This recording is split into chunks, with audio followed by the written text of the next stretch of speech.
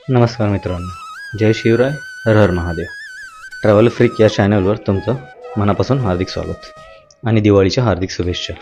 आपण सर्व जाणतातच, महाराष्ट्राला गडकिल्ल्यांचा मोठा इतिहास आहे. त्याला आपल्या पूर्वजांच्या पराक्रमाचा वारसाही लाभलेला आहे. थोडक्यात काय तर आपल्या इतिहासातील अनेक सुवर्ण क्षण, अनेक मोहिमा, आनंदाचे दुःखाचे क्षण, पराभव, विजय, पराक्रम, आक्रमण यांचे हे किल्ले साक्षीदार आहेत. किल्ला तयार केल्यामुळे मुलांना गडकिल्ल्यांचा इतिहास तर कळतोच, शिवाय दिवाळीत किल्ला बांधला की सकारात्मकचे बीज मनामध्ये रुजवण्याचं काम होतं. आता हीच गोष्ट परंपरा बनत गेली आहे आणि दिवाळीला किल्ला तयार करणे सुरू झाले आहे.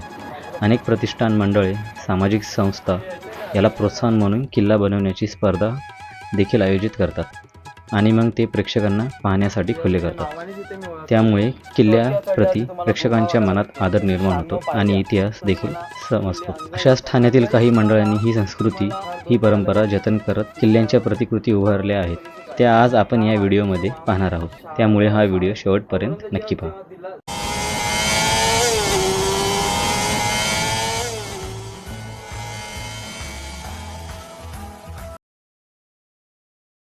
जय शिवराय. नमस्कार. अष्टपैलू युवा प्रतिष्ठानतर्फे मी दक्षल किरण गायकवाड आपलं स्वागत करतो. गड किल्ले बांधण्याचं हे आमचं तिसऱ्या वर्षाचा पदार्पण म्हणून आम्ही यावर्षी किल्ले कोंढाणा याची प्रतिकृती साकारण्याचा प्रयत्न केला आहे. कोंढाणा पुणे शहरात स्थित असून आतकर वस्तीतून त्याचा एक मार्ग जातो. आतकर वस्तीपासून जेव्हा आपण वर येतो तेव्हा आपल्याला 3 महादरवाजे लागतात.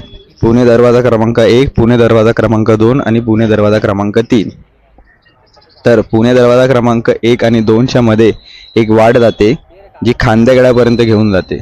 खांदेगडावरनं आपण परत आलो की आपल्याला पुन्हा दरवाजा क्रमांक 2 लागतो. दरवाजा क्रमांक 2 वरनं आपण वर गेलो की आपल्याला दरवाजा क्रमांक 3 लागतो. दरवाजा क्रमांक 3च्या आत घेऊन आपण किल्ल्यात प्रवेश करतो.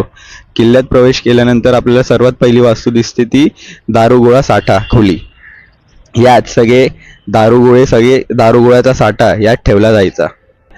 ज्या थोडं पुढे गेलो की आपल्याला मारुतीचं मंदिर लागतं. मारुतीच्या मंदिराच्या थोडं आपण पलीकडे गेलो की आपल्याला मोरदरीची तोफ याचा बुरुज लागतो. मोरदरीच्या तोफच्या बुरुजापासून आपण थोड्याच अंतरावरती पुढे चालत गेलो की आपण थेट येऊन पोचतो ते राजाराम महाराजांच्या समाधीच्या इथे.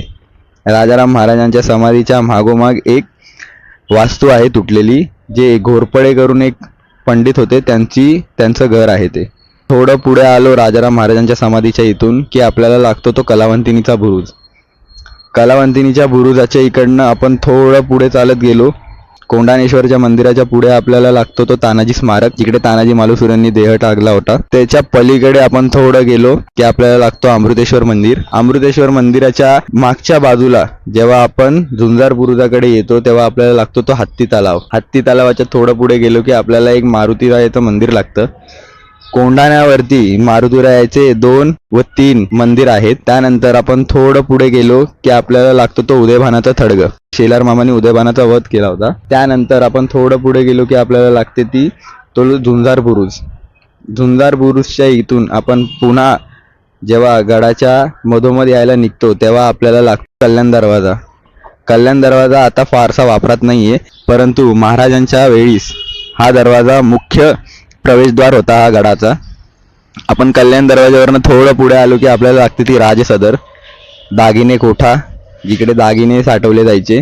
आपण थोडं पुढे आलो त्याच्या की आपल्याला पाण्याच्या टाक्या लागतात. पाण्याच्या टाक्या, तिकडे राहणारे वस्ती, त्यांची घरं, त्यांचे तलाव, त्यांच्या पाण्याच्या टाक्या, आपल्याला हे सगळं लागतं.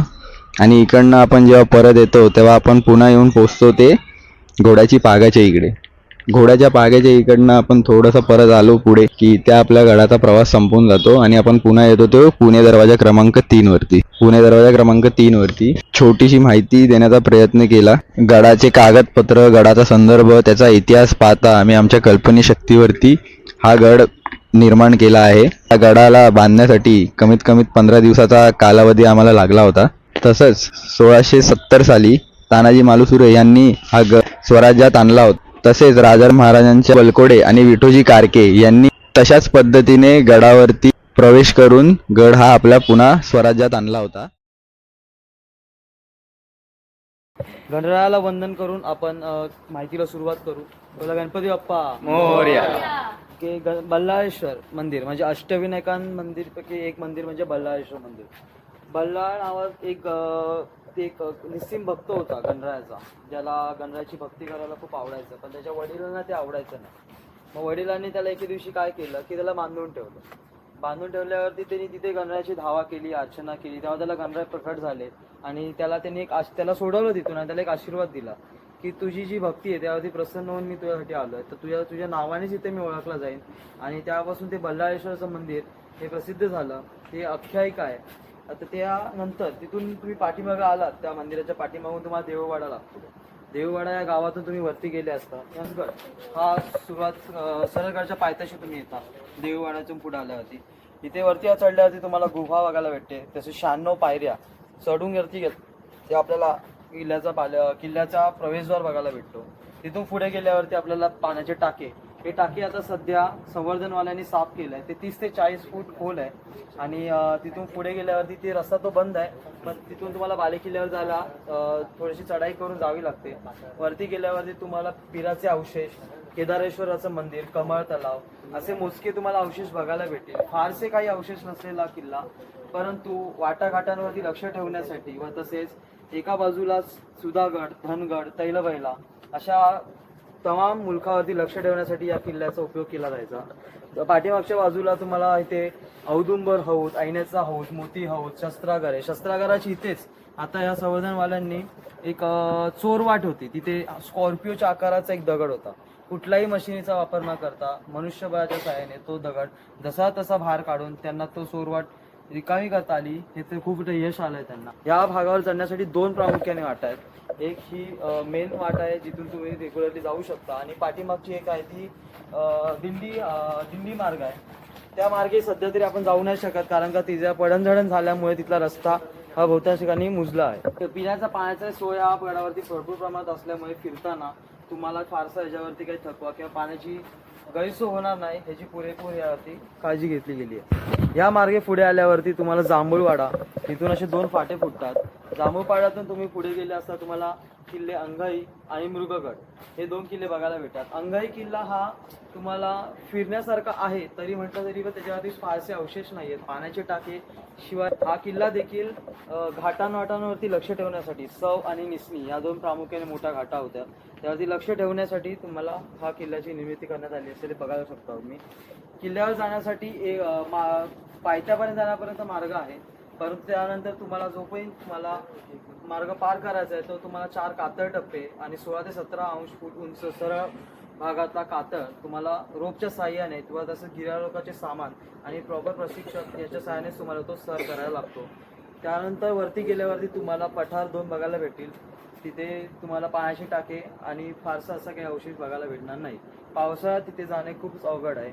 तिथून पुढे बघितलं तुम्हाला भेलीवचा किल्ला, म्हणजे भेलीव हे पायथ्याशी असलेलं गाव आहे म्हणून त्याला भेलीवचा किल्ला असे देखील संबोधले जाते, उर्फ मृगगड. आता ह्या मृगगडावरती जाण्यासाठी पायवाट अशी काही नाहीये, तुम्हाला जंगलातूनच जावं लागतं. पाठीमागच्या बाजूने तुम्ही वर चढल्यावरती तुम्हाला चिमणीची वाट. आता चिमणीची वाट म्हणजे काय, दोन्ही बाजूला 2 मोठे मोठे दगड आहेत, त्याच्यामधून तुम्हाला वरती जावं लागेल. आता जे वाऱ्याचा जो वेग चालू असतो त्यामुळे तिथे जे चढताना जे पायाच्या खालची जी वाळू असते किंवा दगड आहेत ते अक्षरशः सरकतात, अशी ती वाट आहे. तर त्या चिमणी वाटेपर्यंत पोहोचण्याचं थोडं रिस्क आहे. तिथून चढल्यावरती तुम्हाला एका वेळेला एकच माणूस वर चढू शकतो. वरती गेल्यावरती कातळात कोरलेल्या झिगझॅग आकाराच्या पायऱ्या आहेत. त्या पायऱ्यावर चढत असताना तुम्हाला पायऱ्याच्या मध्ये गणपतीचं कोरलेलं तुम्हाला एक मंदिर बघायला भेटेल, जे गणपतीचं कातळातच कोरलं. तिथून वरती गेल्यावरती ह्या देखील गडावरती फारसे अवशेष नाही आहेत. महिषासुरवधी मंदिराचं एक वरती मंदिर आहे, पाण्याचे टाके आहेत, गुहा आहे आणि तसेच हे पण सुद्धा आहे आपल्याला पादुका सुद्धा तुम्हाला वरती आणि ज्योती हे असे अवशेष तुम्हाला वरती बघायला भेटतात मृगगडावरती. आता एका बाजूला वाघदरी आणि एका बाजूला उमरखिंड असा मोक्याच्या ठिकाणी असलेला हा गड आहे. आता आपण जो मेन मुद्दा आहे आपला किल्ल्याचा, ज्यासाठी आपण हा किल्ल्याची सगळी रचना केली, ज्या भूगोलाची रचना केली, तो एक भाग म्हणजे समरभूमी उमरखिंड. या उमरखिंडीपासून तुम्ही परिचित असालच, तरी सुद्धा तुम्हाला थोडक्यात सांगायचं झालं तर ही उमरखिंडीमध्ये जाण्यासाठी तुम्हाला शिमडी गावातून आज जावं लागतं. औरंगजेब जेव्हा दिल्लीपती झाला तेव्हा त्यांनी शाहिस्ते खानाला सांगितलं की तळ कोकणावर मोहीम काढ. ह्याच्या आधी जो आपल्या ज्याची चाल करून आलेला कारतलब खान आणि रायबगन यांनी परंडा किल्ला जिंकला होता. त्या किल्ला जिंकण्याच्या उत्साहात त्यांनी आपल्या त्या कोकणावरती आपण इझिली जिंकू, सहजरित्या जिंकू ह्या जोशामध्ये ते आले खरे, पण त्यांना इथल्या भूगोलाचा आणि इतिहासाचा काही आढावा नव्हता. ओपन मैदानामध्ये, मोकळ्या मैदानामध्ये जे युद्ध करणारी त्यांची नीती आहे मुघलांची, तिथे ते जरी सरस असले, किती अफाट फौजफाटा असली, तरी ते इथल्या आपल्या सह्याद्रीच्या रांगांमध्ये किंवा जे महाराजांची गनिमी काव आहे त्यासमोर ते काहीच टिकले नाही. महाराजांनी त्यांना कळलेल्या गुप्तहेरांच्या खात्याकडून आधीच त्यांना कळलेलं की तो चाल करून येतोय 20,000च्या फौजेसकट. तर जेव्हा त्यांना जर कळलं तेव्हा त्यांनी महाराजांनी या उमरखिंडीमध्ये आपले सैनिक आधीच दगा धरून बसवले होते. दोन्ही बाजूला डोंगराळ धाडीमध्ये आपले सैनिक झाडांवरती अशस्त्र वेशामध्ये तयार होते युद्धासाठी.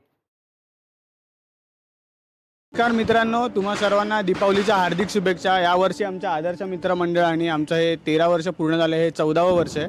आम्ही वेल्लोरचा किल्ला बनवला आहे. हा सध्याच्या तमिळनाडूमधल्या वेल्लोर शहरामध्ये स्थित आहे. हा किल्ला 133 एकरामध्ये पसरलेला आहे. शिवाजी महाराजांच्या दक्षिण दिग्विजय मोहिमेदरम्यान 1677 साली महाराजांनी हा किल्ला जिंकला होता. आणि हा किल्ला जिंकण्यासाठी महाराजांनी समोर 2 साजरा आणि गोजरा हे 2 किल्ले बांधले होते. महाराजांच्या कारकिर्दीमध्ये सर्वात जास्त वेळ हा किल्ला जिंकायला महाराजांना लागला होता. हा किल्ला जिंकायला महाराजांना जवळजवळ 14 महिने लागले होते. या किल्ल्याचं वैशिष्ट्य असं आहे की भारतातल्या सर्वात मोठं खंदकांपैकी एक सर्वात मोठं खंदक या किल्ल्याला आहे. हे खंदक 3 किलोमीटर लांब आहे. याची रुंदी 100 फूट आहे आणि 30 फूट खोल आहे. असं म्हटलं जातं पुरातन काळी यामध्ये मगरी सुसरी सोडल्या जायचा, जेणेकरून शत्रूंचं डायरेक्ट आक्रमण किल्ल्यावर होऊ नये. या किल्ल्यावर विजयनगर साम्राज्याचं, मुघलांचं, शिवरायांचं, ब्रिटिशांचं सुद्धा राज्य होतं. असं या किल्ल्याला 1565 पासून 1947 पर्यंतचा असा 400 वर्षांचा इतिहास आहे. हा किल्ला आत्तासुद्धा भारतीय शासनातर्फे वापरात आहे. या किल्ल्यामध्ये आतासुद्धा तमिळनाडूमधल्या सर्वात पहिले सुरू झालेल्या पोलीस अकादमीचं ट्रेनिंग सेंटर इथे आहे. आजसुद्धा इथे पोलिसांची ट्रेनिंग घेतली जाते. इथेच टिपू सुलतानला ब्रिटिशांनी ठार केलं होतं.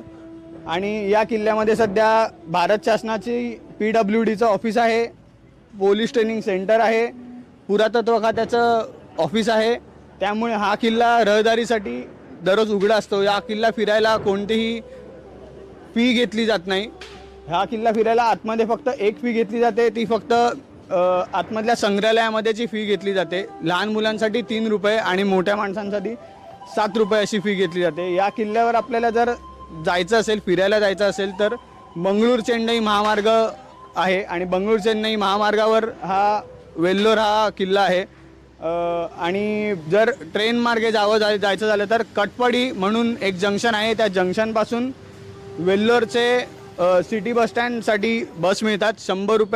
100 रुपयाचं त्याला शुल्क आकारलं जातं आणि ते तुम्हाला किल्ल्याच्या बाहेर येऊन थांबवतात. किल्ल्याच्या आजूबाजूला पूर्ण शहर असल्या कारणाने तुम्हाला तिकडे राहण्याची सोय उपलब्ध होऊन जाते. अगदी 500-700 रुपये ते 3,000 रुपये पर डे असा रेटनी तुम्हाला राहायला सुद्धा मिळते. महाराजांनी 1677 साली दक्षिण दिग्विजय मोहीम काढली होती. दक्षिणेमध्ये सुद्धा मराठ्यांचं साम्राज्य वाढलं पाहिजे या दृष्टिकोनाने महाराजांनी ही मोहीम काढली होती. त्यावेळी महाराजांनी हा किल्ला जिंकला होता. ह्या किल्ल्याचं भौगोलिक वैशिष्ट्य असं आहे की हा तमिळनाडूमधल्या पलार नदीच्या काठी हा वसलेला आहे. त्यामुळे उत्तरेकडून जेवढी आक्रमणं व्हायची त्यापासून दक्षिणेतले जेवढे किल्ला आणि प्रांत होते त्यांच्या संरक्षणासाठी या किल्ल्याचा वापर केला जायचा. या किल्ल्याची वैशिष्ट्ये अशी आहेत की या किल्ल्याली दुहेरी तटबंदी आहे. तटबंदी 30 ते 40 फूट रुंद आहे. त्यामुळे एकावेळी 3 ते 4 बैलगाड्या जातील एवढी तटबंदी रुंद आहे त्याची. त्यावर खंदकाच्या बाहेरून सुद्धा जर तोफगोळ्यांचा मारा केला तरी त्या तटबंद्यांना जास्त हानी पोहोचत नाही आणि त्यामुळे हा किल्ला जिंकणं बऱ्याच शत्रूंना अवघड गेलं आहे.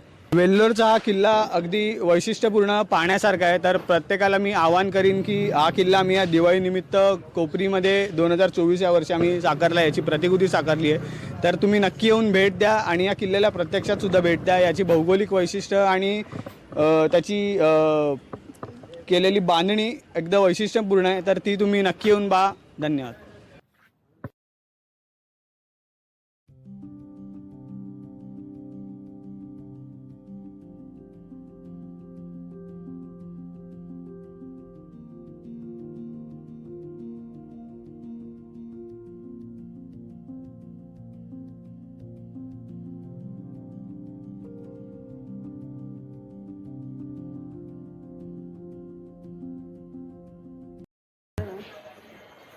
या गडावर जाण्यासाठी आधी आपल्याला एक हट्टीवाडी लागते.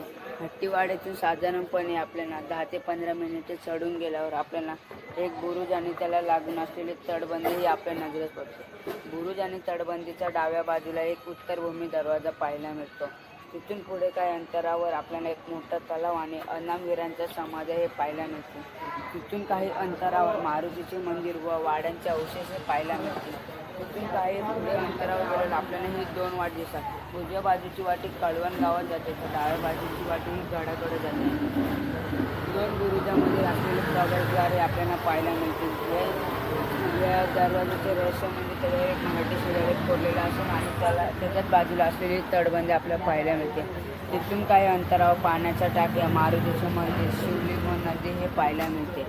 तिथून काही अंतरावर 2 वाट दिसतात. तर उजव्या बाजूची वाट ही गडाकडे जाते आणि डाव्या बाजूची वाट ही किल्ल्याच्या माचीवर जाते. आणि किल्ल्याच्या माचीवर जाण्याआधी आपल्याला सोनारवाडी लागते. ही 3 टप्प्यात सोनारवाडी गेली आहे. पहिली सोनारवाडी, दुसरी आणि तिसरी सोनारवाडी ही पाहायला मिळते.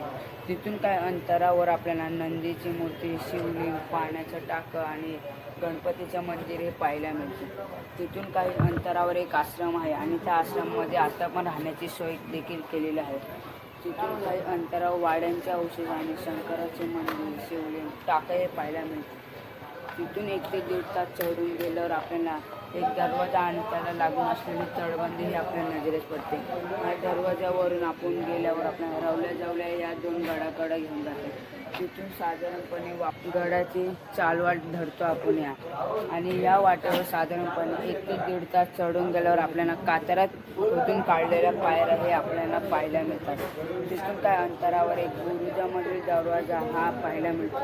आणि तिथून थोडे चढून गेल्यावर आपल्याला बुरुजामधील दरवाजा आणि तिथे एक छोटं घर ही राहण्याची सोय करते विश्रांतीसाठी. आणि त्याच्यावर मराठी शिलालेख कोरलेले असून काही अंतरावर चढून गेल्यावर आपल्याला कातरात खोदून काढलेला हा दरवाजा आणि पायऱ्या हे पाहायला मिळतात. त्याच्या डाव्या बाजूला एक मराठी शिलालेख कोरलेला असून आणि हा दरवाजा असा कातरा पूर्ण खोदून आणि इथून बाहेर निघालेला आहे.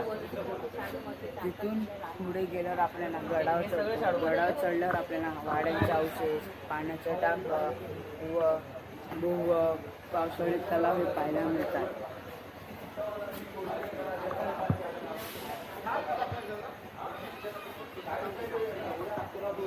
तिथून अंतरावर गेल्यावर आपण या शेती पाहतो. या किल्ल्याचे वैशिष्ट्य म्हणजे ही खाच खोदलेली. ही खाच आपण कुठनं पण पाहताना ही खाच आपल्या नजरेत आली तर हा धोडपा किल्ला पाहायला मिळतो. आणि मेन ह्या किल्ल्यावर जाण्याआधी आपल्याला दोरीचा रोपचा वापर करून गेल्यावर ह्या डोंगरावर जर पोचलो ना तर आपल्याला 3 गड आपल्याला पाहायला मिळतात. एक रवला जावला आणि सर्वात प्रथम मी साल्लेर हा पाहायला मिळतो. धन्यवाद मित्रा. पोरांनीच गेलो बाबा, 7 पोरांनी गेलो. तर आपली संस्कृती, वारसा, इतिहास जपणारा हा उपक्रम व त्याची दिलेली माहिती आणि छायाचित्रण तुम्हाला कसे वाटले हे व्हिडिओच्या कमेंट बॉक्समध्ये नक्की कळवा. आणि अशाच माहितीपूर्ण व्हिडिओसाठी आपल्या चॅनलला सबस्क्राईब करायला मात्र विसरू नका. धन्यवाद.